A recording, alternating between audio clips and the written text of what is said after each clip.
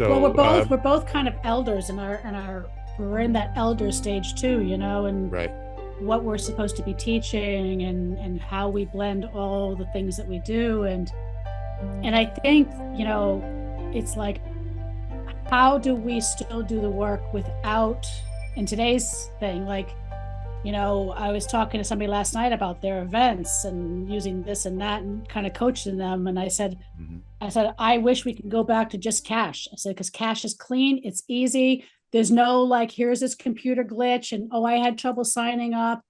Hmm. It's like really stress free. Yeah. There's Yeah. no fees attached to it. There's no ticket fees, convenience fees. I go, it's like Right. all these things, and I said, but we have to have a culture that wants to go back and adopt that model too. So it's the like, Absolutely. how do we do our work when spirit is kind of saying we need to kind of unpack our dependency on technology, Right. and but how do we unify a community without technology today? Right. And let me just say, there's another interview subject right there. You know, and I'm just going to say, one of my academic colleagues, Joni Siani, wrote a book called Selling Your Soul, which was years ago, which was one of the first looks into the effects of cell phone use and generally on young people. And she did this amazing kind of work around it that was very insightful and powerful. And I think, as a lot of things I've learned happen within technologies, whether they be electronic or mechanical, even like a car, in this kind of a world, industrial world, colonial world, things just show up and we start using them and we don't think about the outcomes. So I think, yeah, there's a lot to still be cognizant of, and thinking about, as our physical world changes, our spiritual world is changing, as it always does, and is requiring different things of us. And, you know, can the technologies help? Okay, yeah, we're doing this right now, and that's helpful, I would hope. But Yeah. yeah, there's other issues about it. Spirit has another thought about it. It's Well, like, oh, it's Thursday. No, for this. right. It's funny because Yeah. like when it happened, one of the things I was doing on Monday is kind of setting my intentions and preparing, because we're getting ready to lead a pilgrimage in Ireland where we're going to be Right. really diving in on unpacking patriarchal conditioning, colonizer mentality, church indoctrination, and Right. all those things that were stolen from our ancestors. Right. And one of the goddesses we've been working with is the Morrigan. And I Yeah. swear she knocked my phone out of my hand, because she is just no, she's just no joke.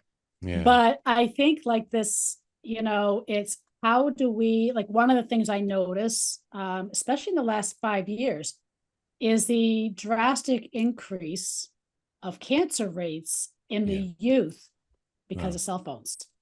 Interesting. And Yeah. so, there's a reason why I don't have internet in my office. Yeah. That was very intentional. Spirit told me to keep it out of there. Hmm. Only use it if I need it. Like if I'm doing a class and I need it to be in person, I can always hotspot if I need it. So you're talking maybe a couple times a year. You're not talking like on a regular basis. Yeah. So, some people find it hysterical, but then I noticed there are others that come in, and the minute they walk in my door, they go, I can just drop right here, Yeah.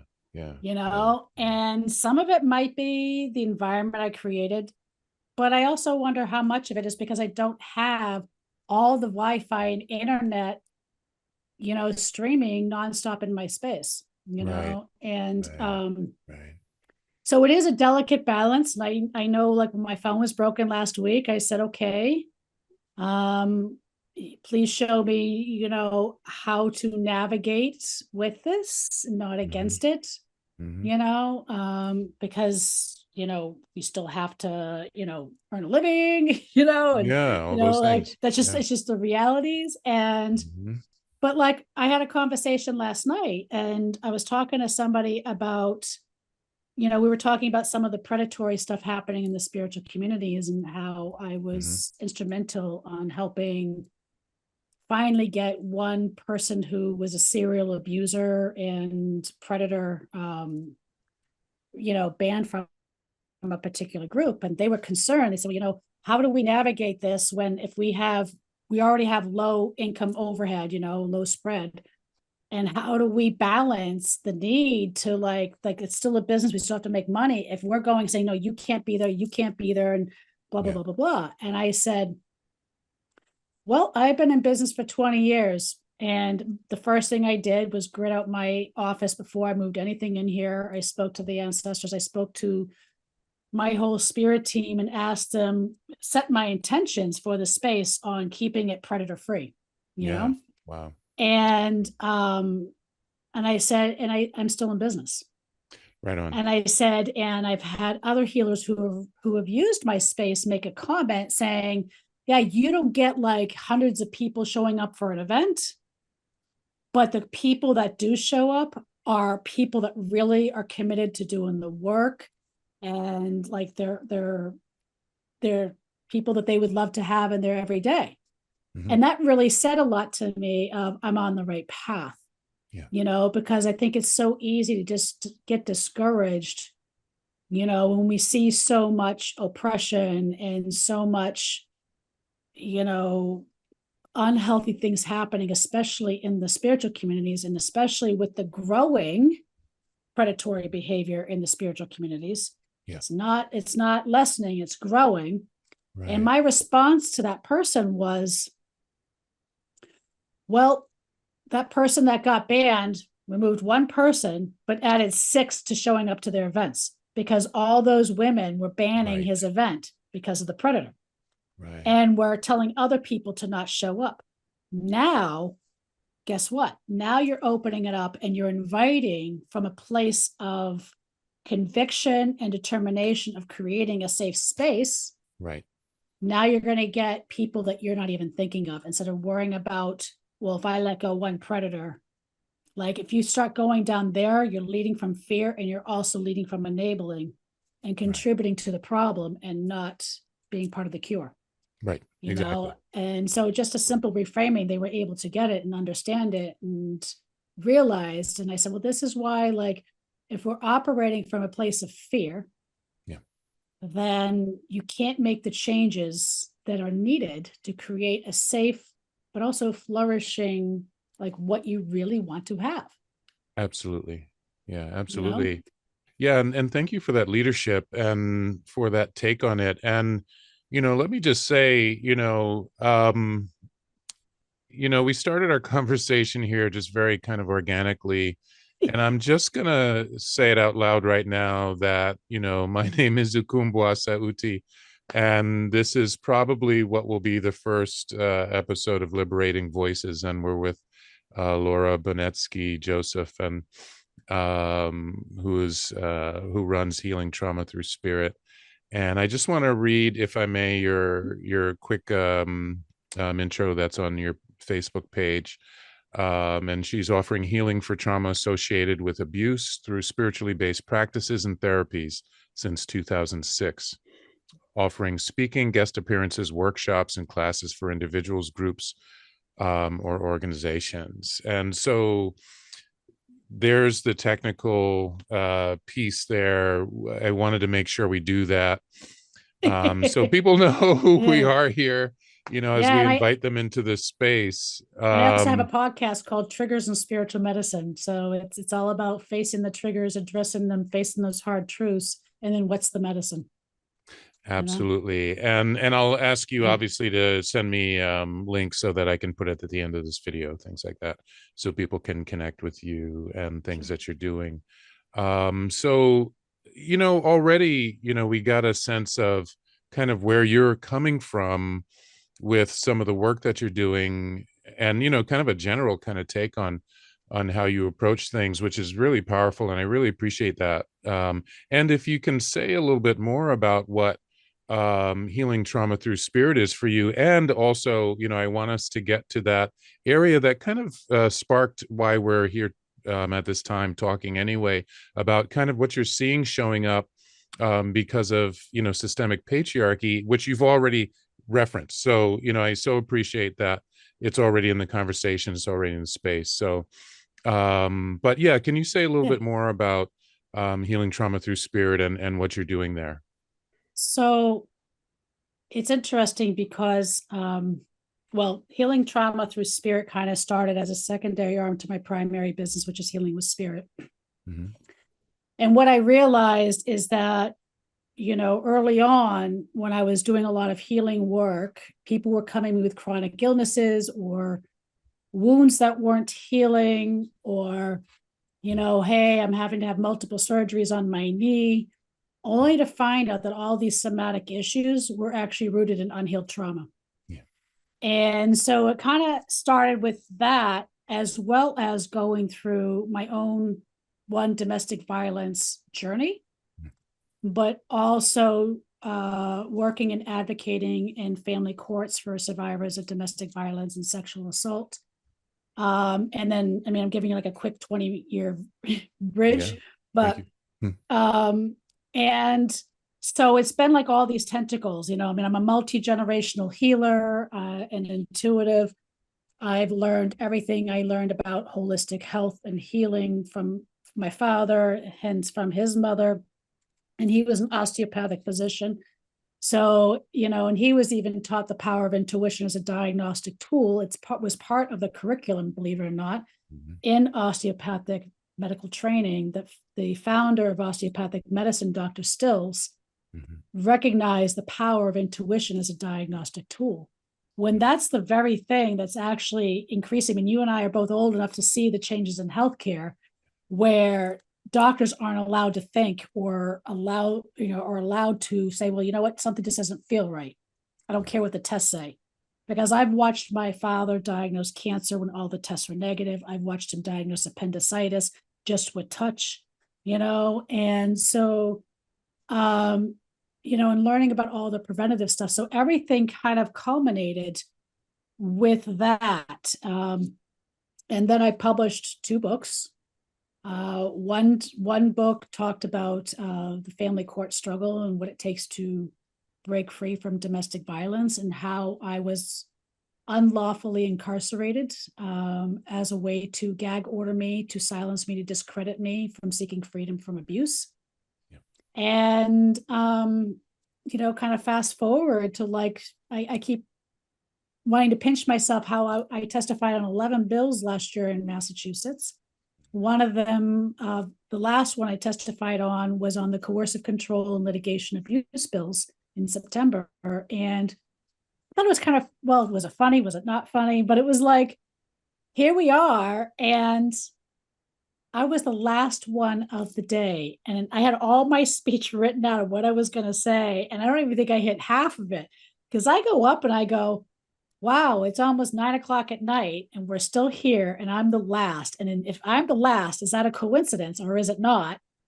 And how I've waited 20 years to be heard, to be seen, and to be witnessed, because this form of abuse doesn't end. And technically, I am still not free from my abuser until September of 2024.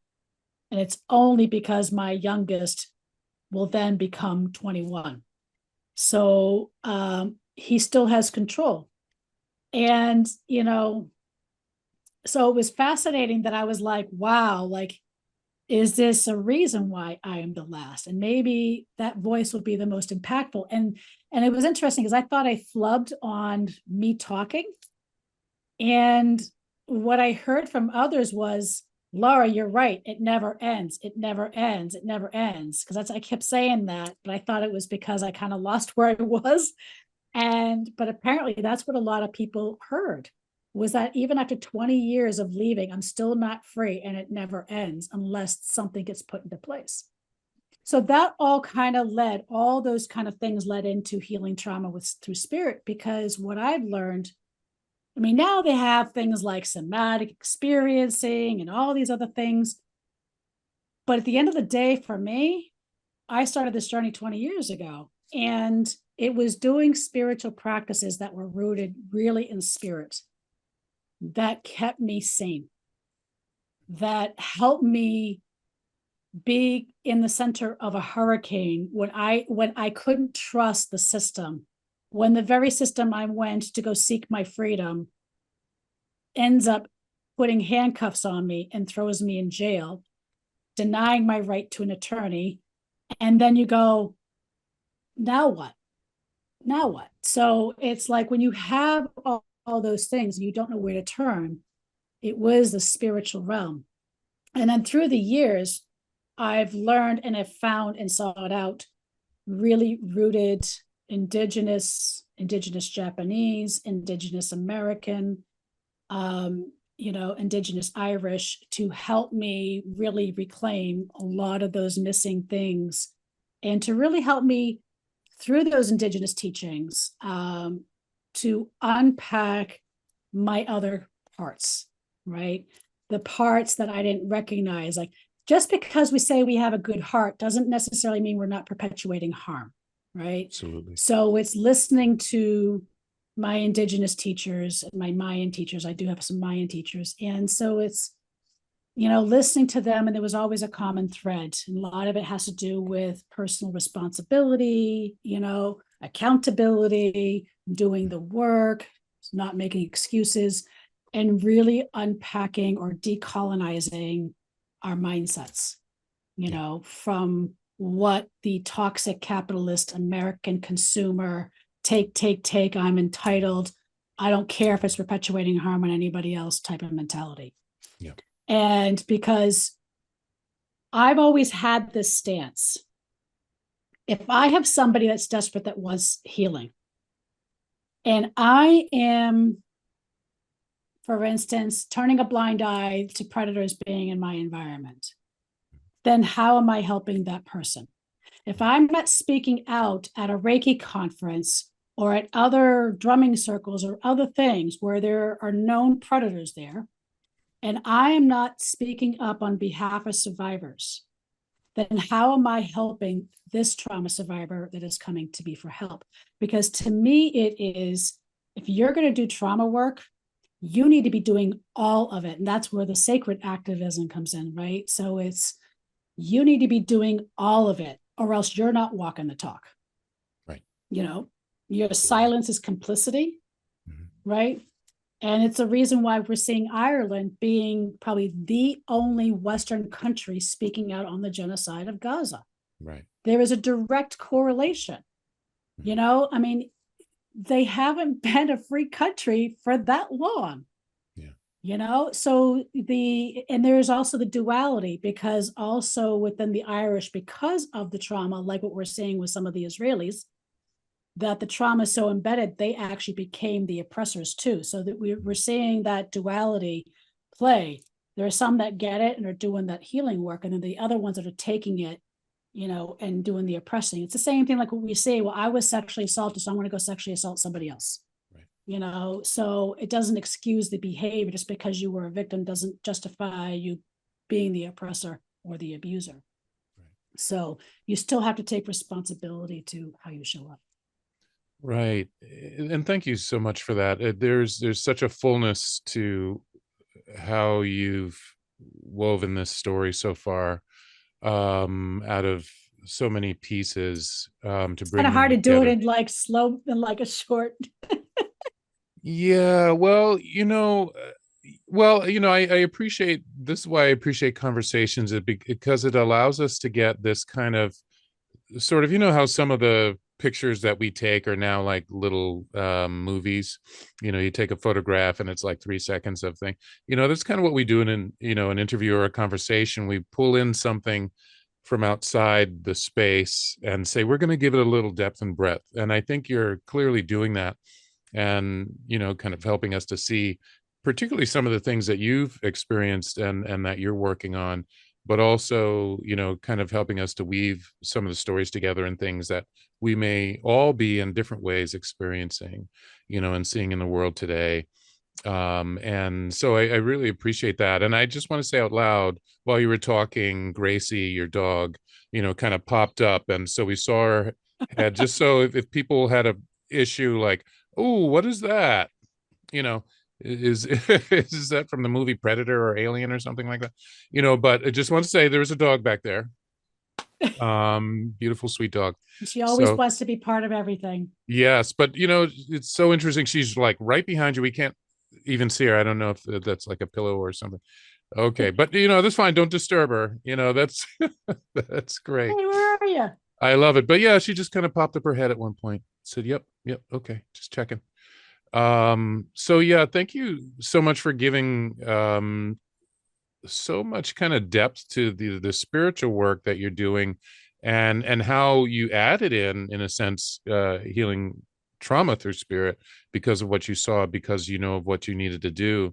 And I'm wondering also if you can say a little bit more about some of the legislative work that you've been involved in. I know that's been a really big part of your life, and thank you for sharing those personal pieces of it. Yeah. But it sounded like what you were just mentioning was recent, and Yeah, I'm just so wondering if you could say a little bit more about that process. so I don't know what the number is right now, but last year we had 70 pending domestic violence related bills. Mm, Unfortunately, since this, I think people have a misconception, and I know this actually triggered one of the advocates when I brought this up, mm, got very defensive. mm, And I said, we have a misconception of when the Supreme Court overruled Roe, that it was about abortion. mm, And, I was very active. I was doing research and data, and I was actually very disillusioned by a lot of domestic violence shelters who were too afraid to speak out of what was happening in family courts yeah. 15 years ago. And so in 2000, probably about maybe 8 years ago or so, I kind of stopped because, there was a Supreme Court ruling that happened that really took the steam out of things. And it was a Supreme Court that knowingly gave custody to a domestic abuser Mm, because they had more money than the mother.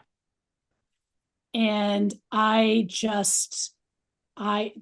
couldn't believe that in a Supreme Court case, money trumped safety. And so I decided just to stick with the healing stuff. And that's when the healing stuff did start to flourish. And then I kind of got called back in during the pandemic because of some of the research and data I did back then. And, I had like 15 interns working for me at the time, wow. way back then. So, Wow. and so when I was kind of called back in, and what I realized, and there's some colleagues of mine that are constitutional lawyers, and so a lot of this information that I got from credible sources. It isn't like, oh, I just saw this on the internet. But Yeah. these people actually, this is what they do for a living. One of the colleagues actually sued the federal government because now we have Trump and we have Biden who both refuse to publish the ERA. Mm, So this is where it comes down to the Supreme Court when they overruled Roe. One of the number one reasons why they did it was because they did not say that women were a person in the Constitution. mm, They did not say that women. So basically, that set precedent that women are second class citizens. We don't have rights. Men have rights that supersede women.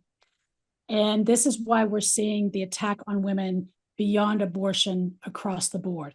Everything from custody to increase, like we have an increased homicide rate of 40% since this happened in Massachusetts on women.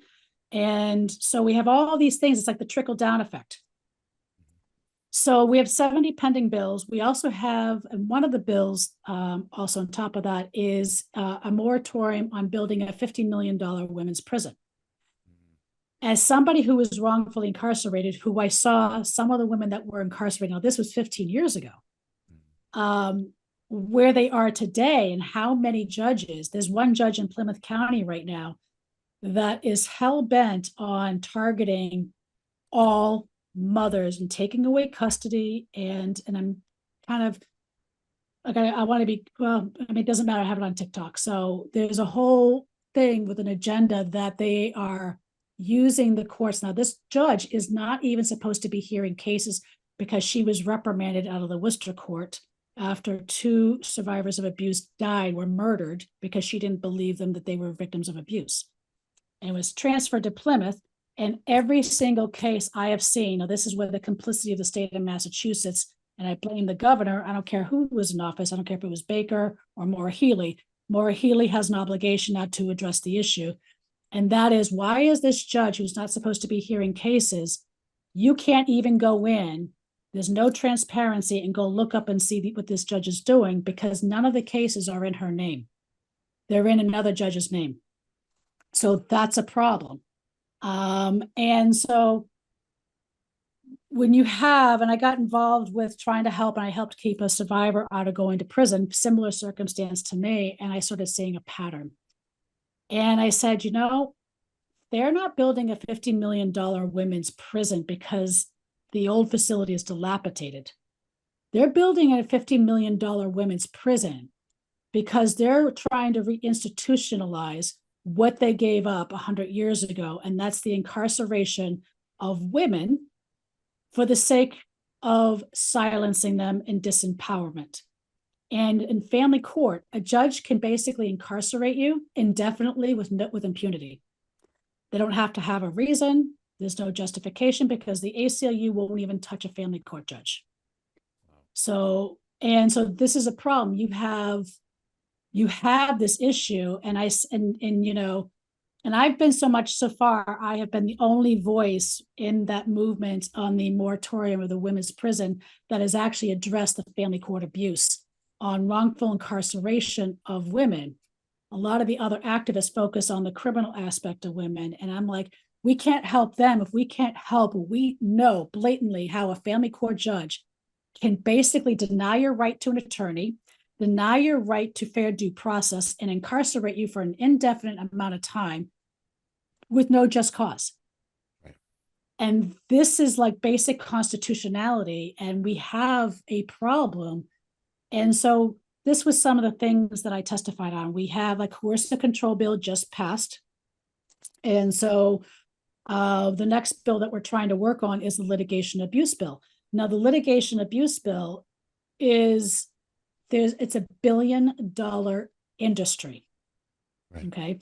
So this doesn't impact necessarily low income families. This is where it impacts middle class, especially middle class and higher income families. And to give you an example of how it works, I'm going to share a quick story of my friend who passed away last year. Sorry. She was a former federal prosecutor for the governor's office in the state of New York. So somebody that is what? Educated, of influence, who's got connections. Okay. Mm-hmm. When she left her abusive husband, who was a corporate lawyer, he was the corporate lawyer for Samsung. Samsung ultimately did drop him as their attorney because of what he did to his wife. But over a 3-year period of time, he filed 3,000 motions, okay, in 3 years, spending $3 million. Okay, do the math on 3,000 motions in 36 months. Mm-hmm. Okay. Right. It triggered her to have a relapse in her breast cancer. She started videotaping and audio taping her experience in the abuse. Like she showed one video where she was at home recovering from breast cancer surgery. And he's yelling at her saying, get up out of bed. I'm not taking the kids to school. You have to do it. Okay.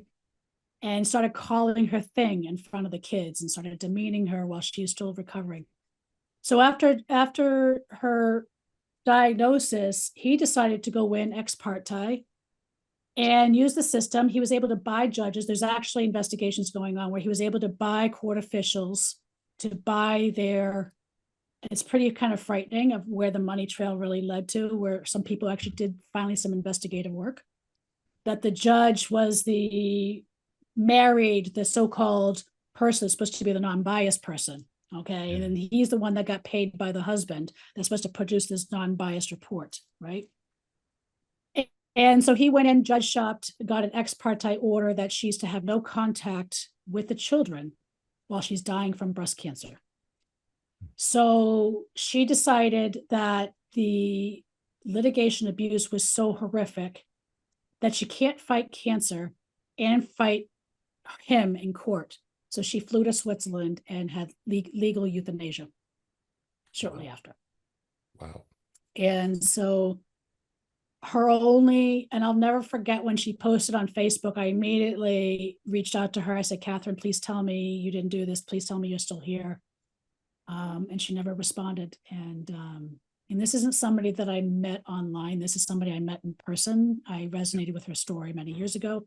Her story was the closest that I had found. And I even did a TikTok saying that the only reason why I am alive today and I'm not dead is because my ex-husband didn't have $3 million to judge shop and buy his way in the courts. Yeah. So that is how litigation abuse works. Yeah. They're also using it for reunification camps to legally traffic children at $10,000 a day. And thank God, all you do is look up hashtag Maya and Sebastian in California and read their story. And it's because of Maya, who's a 15-year-old girl, that they finally got some of the bills passed, Peaky's Law passed in California. But the money lobbying industry, who makes $10,000 a day to keep her away from her protective parent, okay, for 7 months, they make a lot of money. They make millions and billions of dollars a year on harming our families. And so this is the big money lobbying that we have as a problem even in the state of Massachusetts, that there's a lot of pushback. And so we have a lot of work to do, but it starts grassroots. Like when I work with trauma survivors, I say, let's get you centered. If you're in a battle, we can't control the battle. So what we can control is how you show up to the battle. And a lot of learning how to surrender, and a lot of, you can't win against a corrupt system, but you can win your sanity. Yeah. Okay. So that's kind of like the paradigm. And the longer battle is using what's happening and saying somebody needs to audit the family courts. Why is the state intentionally not having transparent of what this judge is doing? Like, why is it that we cannot go in and see what this judge is doing? We can't audit because this judge is ruling with other judges' names being on the dockets. Yeah, it's sort of a bureaucratic, technical lack of accountability, purposeful lack of accountability, to cover itself up and to obscure its own responsibilities. Yeah. But it's what, and this is where, and I had this conversation with the client today where I said, she's like, well, I need to know where to go from here, because they were dealing with somebody, not them personally, but somebody in the family dealing with serious violent domestic violence. And unfortunately, the victim's too afraid to leave because and here's the thing, there's legitimate reasons why they don't leave. Okay. Because if they leave, they have an 80% chance of losing custody. That's a fact. Yeah. Okay. That's something that nobody wants to talk about. And so sometimes they stay because they feel like at least they can maybe protect their kids better than if they risk not losing custody. So it's not an easy battle. But I said, you might have to kind of turn away for a while and heal things from an ancestral line, because there's an ancestral history break with somebody who was a serial rapist in the family line.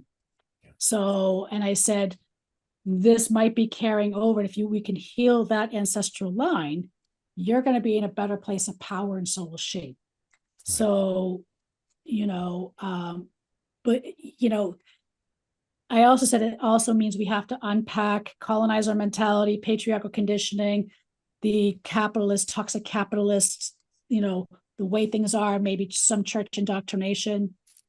And because here's the reality, I've worked with rape survivors. Why did they self-shame?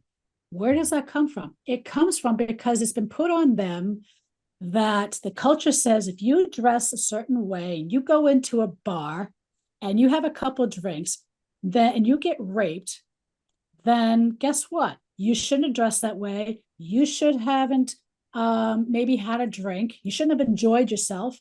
Instead of saying, my God, who would do such a horrible thing to you? What job actually treats people that way? Right? And so this is the cultural construct, right? Of why, and then when I work with a rape survivor, that shame thinking is because of a belief system that was put on you. So Right. that's the stuff we have to unpack, Right. right? So and I've also, when we're dealing with like some of the criminal stuff, I've said to some survivors, and they go, well, I have so much anxiety, and then they get panic and they have all these triggers that show up saying, well, what if like, they had fear over, well, what if it's my responsibility if they get convicted or not convicted? And I said, here's the reality. This is under the law, this is a crime against the state, and you were just their witness. Your job is just to go up there and share your story.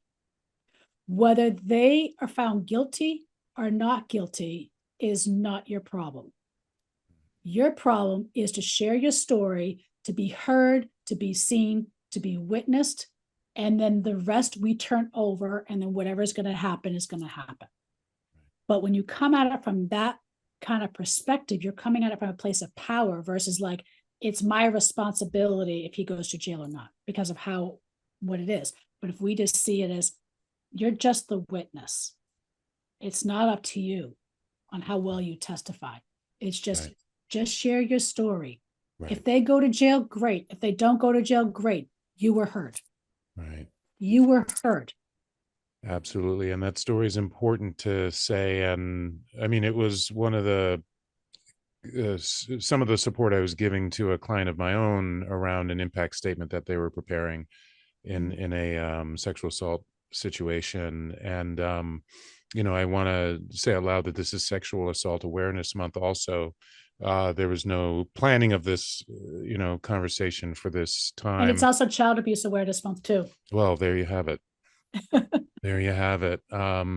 And whenever we kind of talk about these months, I appreciate that we have these times to focus on these issues, but it always just reminds me that it just means that we need to hold the focus all year round.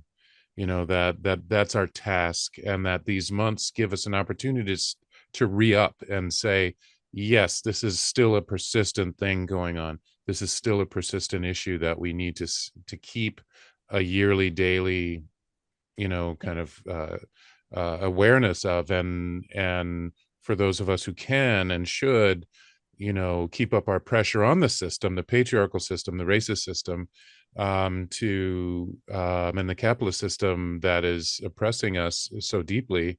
And even as you tell your story there, I think about if we add the intersection of race into some of the stories that you're talking about around the courts and around sexual assault, how deeply some of this harm is even magnified in on the state level, and also in the interpersonal Absolutely. level, things like that. So I really appreciate, again, the multidimensional way at which you see all of this, even to the point of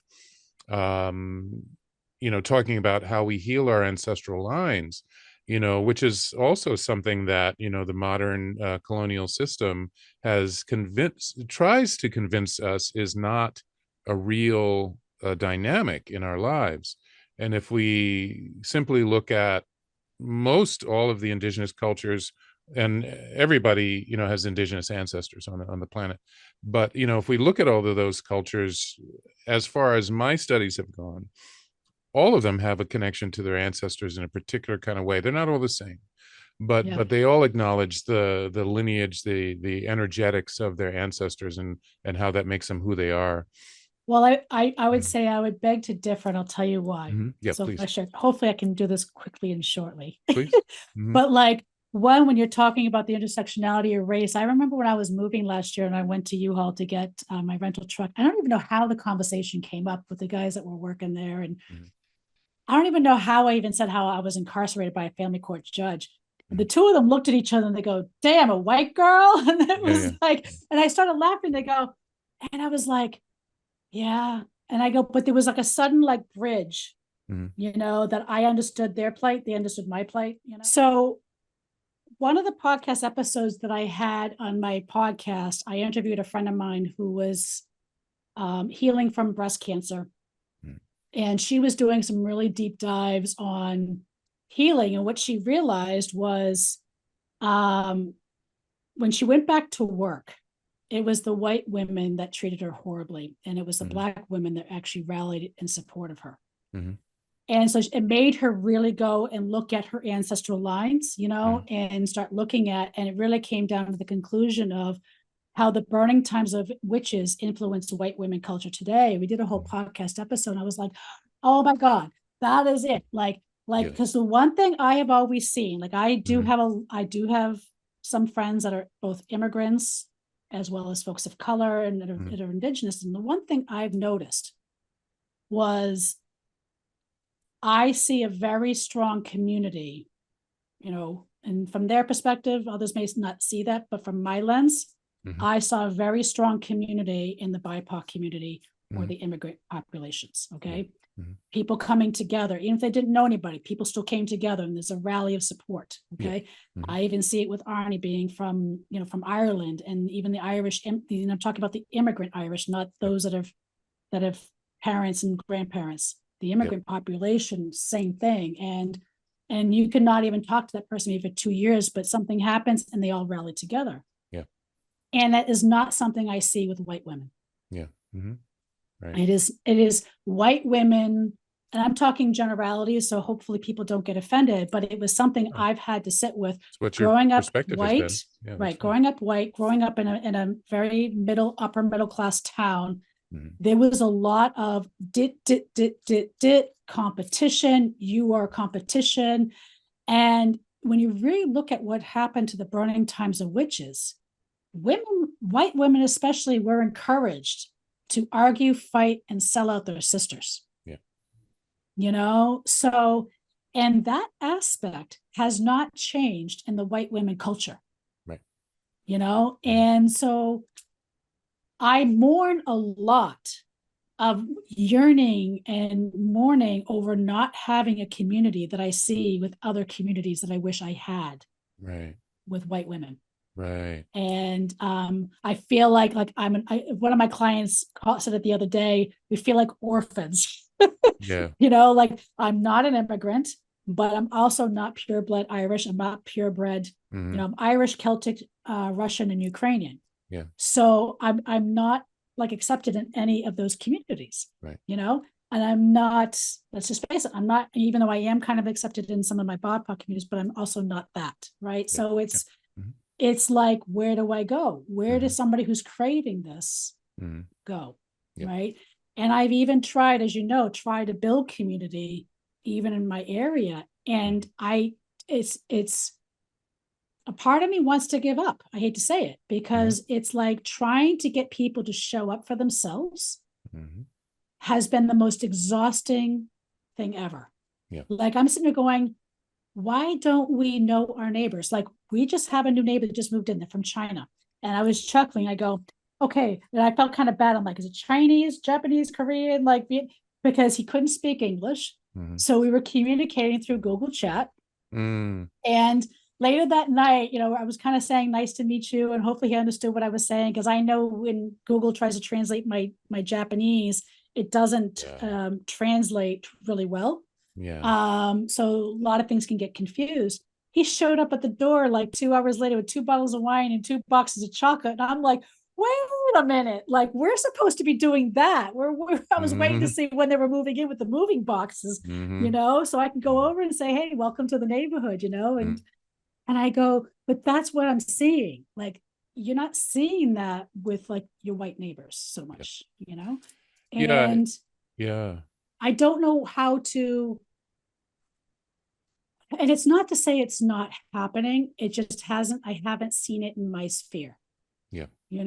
and, really listening to how the burning times of witches influence white women culture today really hit me hard, because it really goes into all those constructs of cultural oppression, cultural misappropriation, to colonizer, like the entitlement factor. And like last year, when I was talking about having women's circles, I had one woman go, oh, are you doing Native American things? This is so exciting. I said, Mhm.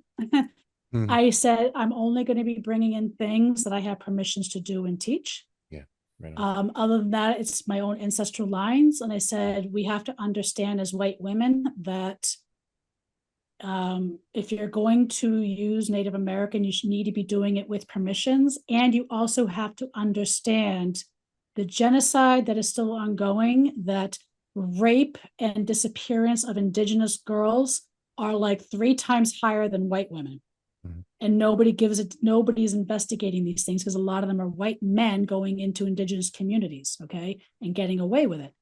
And so I said, we cannot have their medicine with also understanding their pain. Mm. And that was the last time she was in the office. Right. That happens because a lot. It goes to,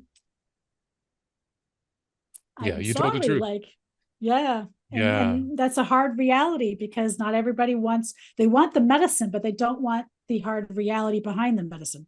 Right. And thank you for all of that. And I want to kind of track back to how this conversation kind of started, this part of the conversation, because I think you had said, you take issue with, what I was saying about the intersectionality of race and things like that.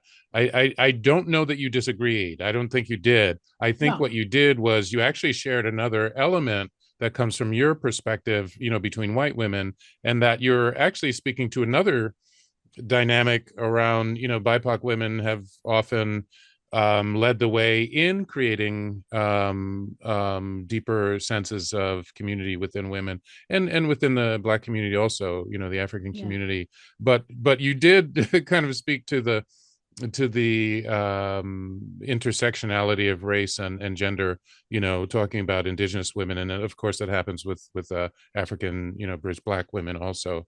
So so again, I'm just saying, for anybody who wasn't tracking along with what we were both tracking along with, there's more agreement there than maybe we had, I mean, I think we're seeing things in a clear kind of way. Yep. And I would just add that, like what I say when I speak to the whole white women stuff is, and the trauma piece is, I can't imagine being a Black woman or an Indigenous woman and going through the same thing, because I probably would be dead, or I wouldn't even have the housing that I have. So that's the reality of, I know people that are of brown skin that were denied rental agreements because of the color of their skin. Sure. So it's not to diminish. I see clearly as a small snippet of what I have personally experienced, and I empathize even more so of what Black and brown folks have gone through. I may not always even speak in the most eloquent way, but just know that at the same time, I am trying to do my best to show up and to see and witness and to help be a voice of correcting those white voices, and teaching them how to show up better and understanding. And that includes even when I do the domestic violence advocacy. One of the victims that turned advocate was trying to pass a bill, and she was frustrated. And I said to her, you are somebody that's blonde, upper middle class in an upper middle class town, and you really need to understand the Black and brown voices in those towns, in those communities. And until you do, you're going to wonder why you're beating your head on the wall. And I said, this is some of the unpacking. And there was a lot of back and forth of, they said they understood, but they really needed to there's a difference between saying it right and actually, absolutely, I don't know what the right word is, but it's like really kind of getting it. Yeah. And so, but I said, you really want to understand why your bill's not moving anywhere? Go talk to some Black and brown voices and you'll find out why. I said, align with those communities and this is where you need to bridge the intersectionality and bridge and understand. So therefore, my whole thing has always been, why does it have to be just about this or just about that? Like even my podcast is like, what's the intersectionality? Our system wants Black voices to be divided from white voices. Why can't we be, I hear you, I see you, you're being witnessed on both sides, and how can we unite against the same enemy? Because at the end of the day, we have the same people that are oppressing both communities, it's the same enemy both times. Yeah, for sure. And based on our identities, we have different situation on how we access that, how we sustain it, support it, or Exactly. resist it, and the resources that we have to resist it, things like that, which you've spoken to already. So, Yeah. you know, um, I just always wish it's far like, from me to mansplain what you just said, yeah, but but I mean, just it's to, like, yeah.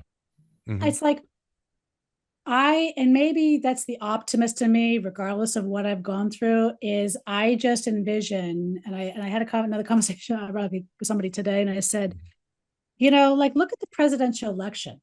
Hmm.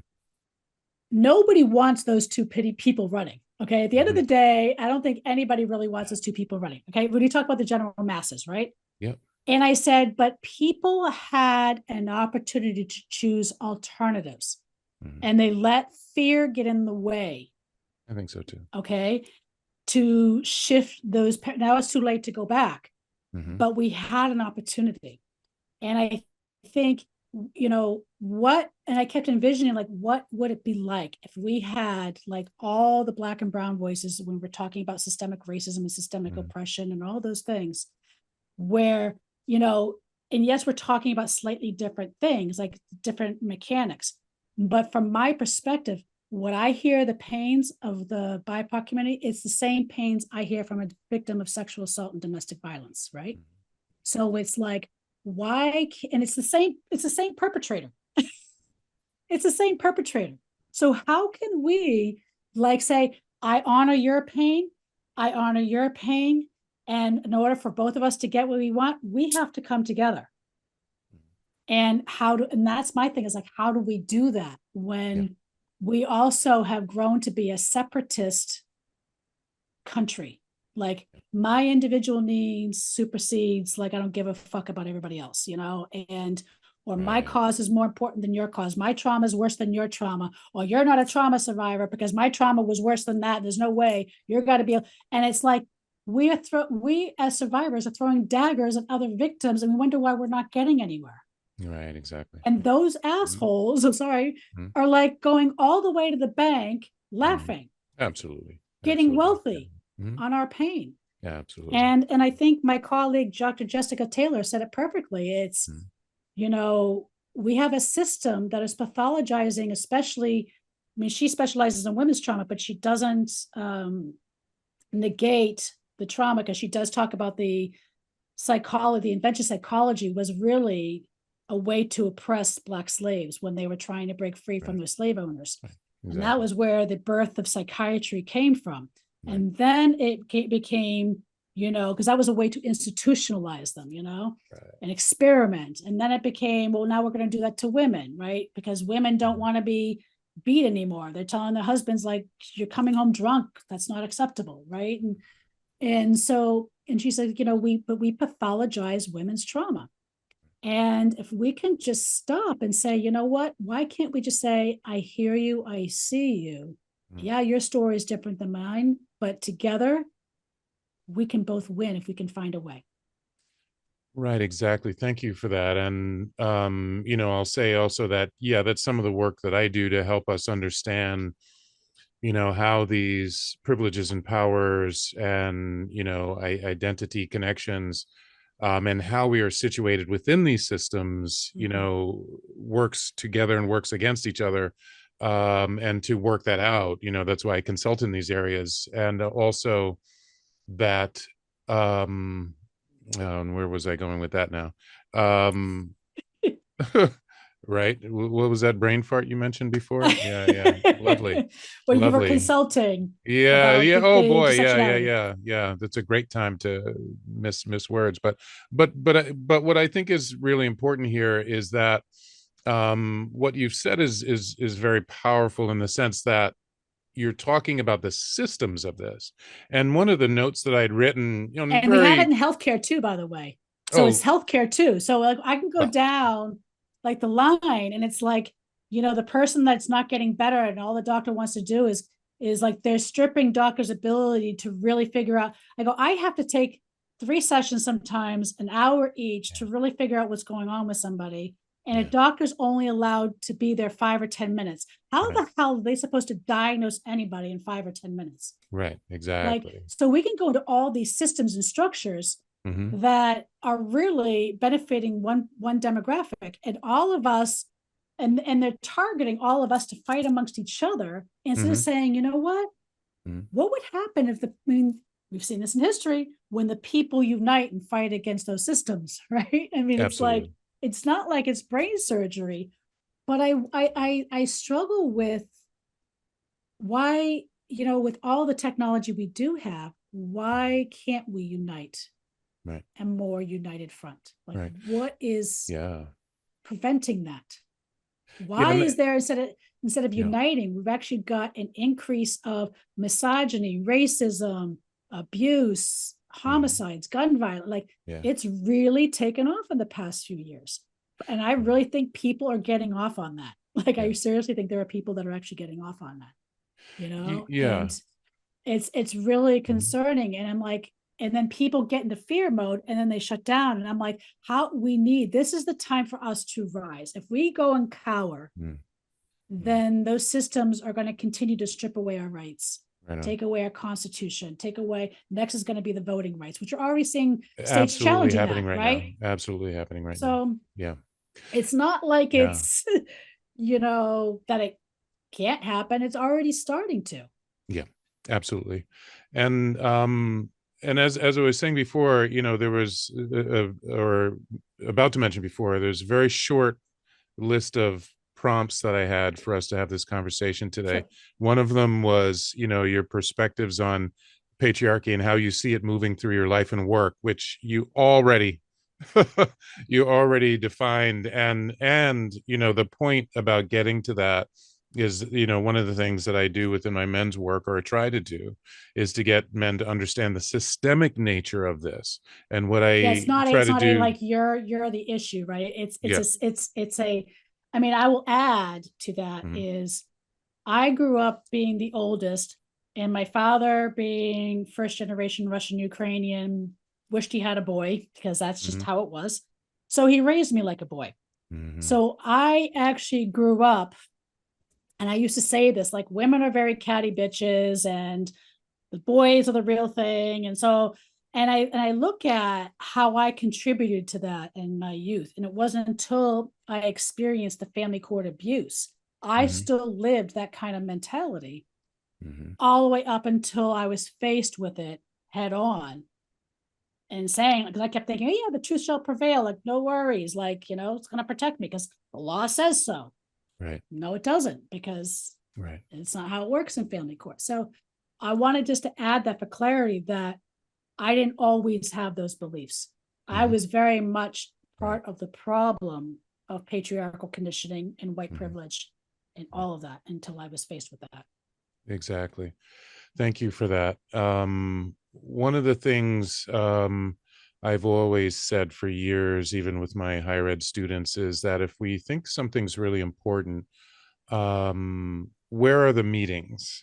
On this, I would always ask, where are the meetings on this subject? When are we taking the time, to sit in the spaces with each other, to learn from each other, to hear each other's stories, and to work on, with our best practices, our best knowledges, our best research, our best trust of people who are affected by these systems the most deeply, as you're mentioning tonight, or today. And so when are those happening? So and I think in the interest of, you know kind of wrapping up this conversation at this moment, and I always hope that every conversation is the catalyst for another conversation, Oh, and is a absolutely. catalyst for more action, and for manifestation of righteous things happening. But I wanted to ask you if there are three things that you think we should be having, and maybe particularly within the patriarchal patterns that you've been talking about today, but it could be anything. What are like three kind of elements that you feel are important to have in these conversations, that we kind of can't do this without having these issues in there? And I know there could be 100, but I'm Yeah. just going to ask, like, what might be the first three that come up? Okay. So I don't for know if you? this is 1, 2, and 3, but like the first thing Yeah. is, first of all, we have to learn to stop, pause, breathe. And what's the action step? So that action step can be, maybe you are so trigger happy and you have a challenge with listening. Mhm. And I think, we have to have the conversations of, you know, geez, I'm listening to this person's Black voice talk about how they didn't, like, I'm just thinking about a podcast episode that we had, where this person I interviewed, where they didn't really even know as a Black person what racism felt like until they went to high school and they were faced into it, Mhm. which then led them into substance abuse, which then led them into drug dealing, which then led them into incarceration. And then now they run one of the most prolifically beautiful places for healing for people recovering from addiction in the state of Connecticut. So it's like, Mhm. but you know, for me, it's like I see commonality. Like I'm hearing this, yeah, they're talking about systemic racism, but I'm like, but I have the same effects from dealing with family court and how I was ousted and I was judged and I was ridiculed. So I think it's, how can we not, acknowledge somebody else's pain and find the intersectionality without saying my trauma is worse than your trauma. Right. Mhm. So I think that's like the first thing is finding ways to bridge voices. And I think, like, I mean, we see it with the Women's March, why we stopped having the Women's March in Boston, because it was like every single certain demographic felt like their voice was more important than that voice. And it's just Mhm. saying, how can we bridge the voices together, Mhm. and the intersectionality. And I think the other thing is using your traumatic experience or your story as a catalyst to make a change, but not, how do we, like, people say, well, Laura, why do you do what you do? I go, my situation isn't going to get fixed, but I can use my story, what I went through for 20 years in the system, to make it safer for somebody else's child. Mhm. So I think we sometimes see, well, I'm over it now, so I'm just going to move on with my life, instead of uniting with those that are still going through with it. So that's the second one, is that Right. conversation. Is you went through that experience for more than one reason. And if you don't do anything with that reason to be a change for somebody else, Mhm. then it's a wasted experience. And not really a wasted experience, but Mhm. you're not really contributing to help the whole, right? The whole Right. collective, right? I hear that. And I think the third one is, I have been, well, I wouldn't say pretty successful, but it took me 8 years to get this one abuser Hmm. banned. But Hmm. my whole agenda was that abuser has no power without the enablers and the bystander abusers contributing to the problem. Absolutely. So it's addressing our individual roles of complicity to being part of it. We're either part of the problem or we're part of the solution. Right. We can't be both. Right. Thank you for that. Yeah, that's a powerful set of things to consider for sure. And I hope that people have, you know, really feel that, to take that forward into their lives and to move what they're doing forward. It reminds me of a quote from the movie Spotlight, which is about the Roman Catholic sexual abuse cases in Boston. And one of the quotes that has stuck with me the most, and actually a video that I'm going to be posting soon, is entitled Spotlight, and a few other things. But it's based on that, inspired by that. But what one of the characters in the movie said was, if it takes a village to raise a child, it takes a village to abuse one. And I think it's such a powerful statement about what you just said, about Exactly. that, Mm. predators, of any kind, or whatever system of oppression they're working through, only get to do so because so many of us allow that to happen. Yes, they groom us, they prepare us to protect them when they are bad actors again, when they harm people. But if we don't speak out, speak up, speak forward into these systems, and that's why I ask men to gain the vocabulary that helps us to talk about patriarchy, that talks us to resist patriarchy, not only on the outside but on the inside, Yeah. so that we can be real advocates and allies and accomplices, for the women in the LGBTQ family, and our loved ones in the world, and our children in the earth.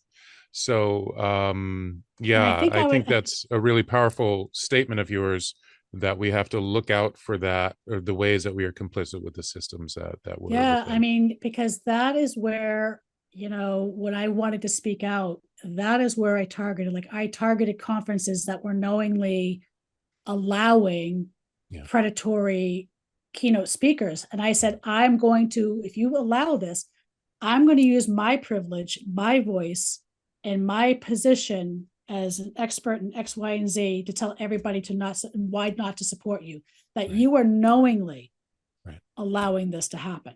Right. So you can't say you don't. So like this is where, like, and some people go, I can't say that, I can't do that. And I'm like, if you don't have a backbone and you can't stand up, because that's somebody else's child. Because if that was your child, you'd be like, why isn't somebody defending my child? Why isn't somebody protecting my child? Right. Mhm. You know, and it goes to the other component too, like where I was saying, like, my trauma is worse than your trauma. When it comes to folks healing from their trauma, it is not permission to go and create a business model and be an expert on healing trauma for others, because that's a whole other avenue that is like reeking of white privilege, of colonizer mentality, capitalist things, that it's not like, just because of what you went through and you've recovered or whatever doesn't mean that you are an expert. Because I have seen a lot of very well-intentioned people, like they're not like bad people, they're just, they it's just a mentality, it's our cultural conditioning, that they think that they can go and work on other people with trauma, and they don't understand that that's a problem without training and skill sets. Right. So Yeah. so just be mindful of that, like you're still kind of in the student mode, and to really learn how to really help somebody through trauma. Literally, I mean, I've been doing this 20 years. I feel like I'm just starting to really get it. Yeah. So if you're just coming out of the gate and you're still in the mess, you can't call, like, it's just, I've just seen so much harm, Yeah. again, by people that think they're doing good, but they're doing good for money. Yeah. So it's, this is where I would say, like, you don't have to refer them to me, but refer them to somebody who actually has the skill sets, especially maybe an elder, Right because I on. think that is where respecting the elder wisdom and the training, especially when we're dealing with trauma, we need to bring that back. Right on. We need to bring that back. Right on. Thank you. And Laura Bonetzky-Joseph, thank you. Thank you. Thank you. Thank you. And one of the things I've just noticed, and it's very convenient for me because I named what I believe this will be the first in a series of, I named it Liberating Voices. And what you just recently said was a way in which we can use our voices for liberation, how we can develop our liberating voice. And you've worked as an example, you've been here as an example of your own liberating voice, and I so appreciate that. And it's, if a very convenient selfish validation of what, Well, but of this name that's been around for a long time for me, Liberating Voices. So thank you for being a part of this, and thank you for your work. Thank you for your empathy in the world, and your fire and your power and your love in the world. And I really appreciate where you've been coming from. Thank you. well, I really appreciate being invited to have this conversation. I'm not going to shy away. So, I know that. I would just say, let's turn our triggers into a power, and let's turn courage, turn our fear into courage. and let's rise up together as one voice, because we have a growing problem, and it's going to take us to unify to fix it. Right on. Great last words. Thank you so much, everyone. I'm Ukumbwa Sauti, and this is Liberating Voices.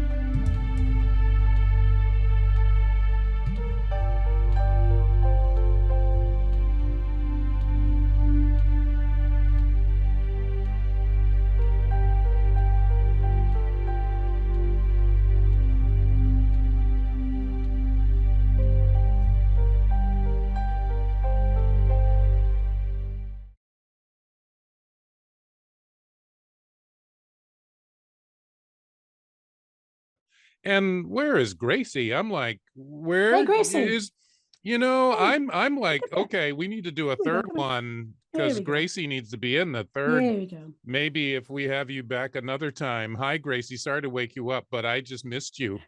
Well, she just got squirted by a skunk for the third time yesterday. No. Third time, because she thinks she can, I just realized because she just came up. I'm like, yep, you still kind of have that smell right in the snout.